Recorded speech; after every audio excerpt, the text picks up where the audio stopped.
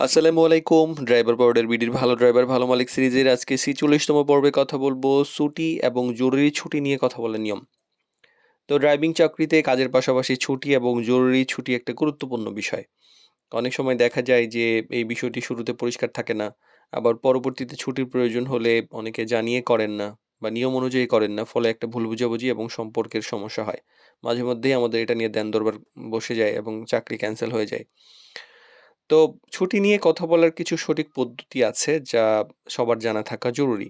তো শুরুতেই আমরা যখন নিয়োগ পাবো, নিয়োগের আগেই আমরা জেনে নিব যে চাকরি কনফার্ম হওয়ার আগে মাসে কয়দিন ছুটি থাকবে, সাপ্তাহিক ছুটি আছে কিনা, উৎসব বা বিশেষ ছুটির নিয়ম কি, বা পরে কোনো ছুটি যদি আমি নিতে চাই সেটার ব্যবস্থাটা কিরকম হবে এই ব্যাপারগুলা একটু ক্লিয়ার করে জানা উচিত।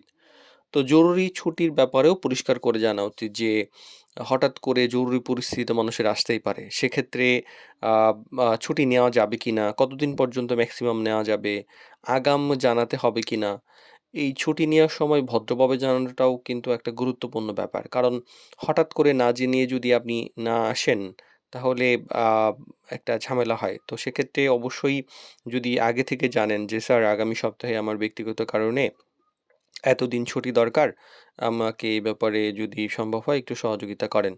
মালিক যদি অনুমতি দেয় তাহলে আপনি প্রস্তুতি নিলেন। আবার জরুরি পরিস্থিতিও অনেক সময় তৈরি হয়। অনেকে মা-বাবা মারা যায়, অসুস্থতা হয়, বিভিন্ন সমস্যা হয়, আত্মীয়স্বজনের ডেথ থাকে, নানা সমস্যা থাকে, তো অসুস্থতা থাকে। তো এই ধরনের সমস্যার কারণে হয় কি যে মালিককে জানানো উচিত এট লিস্ট যে ফোন করে জানান বা কারো মাধ্যমে জানান বা যেকোনো এরকম একটা পরিস্থিতি রাখেন যেন কোনো মাধ্যমে খবরটা পৌঁছায়। এতে আপনার দায়িত্বশীলতা বুঝা যায়। অযথা ছুটির একটা ব্যাপার থাকে। অনেকেই আছেন বারবার মাসে, সপ্তাহে কয়েকদিন করে ছুটি নেন এবং সেটার কোনো ভ্যালিড রিজন থাকে না এবং দেখা যায় যে কারণ দেখাইতেও পারেন না এবং মিথ্যা কারণ ধরা পড়ে যায়। তখন কিন্তু এই যে অপ্রয়োজনীয় যে ছুটি হয় এটার ফলে কি যে আ সম্পর্ক খারাপ হয়ে যায়। আর কেন এই বিষয়টা গুরুত্বপূর্ণ? কারণ দেখেন ছুটি নিয়ে সঠিকভাবে কথা বললে সম্পর্কটা অনেক ভালো থাকে। কাজের ধারাবাহিকতা বজায় থাকে, ভুল বোঝাবুঝি কম হয়।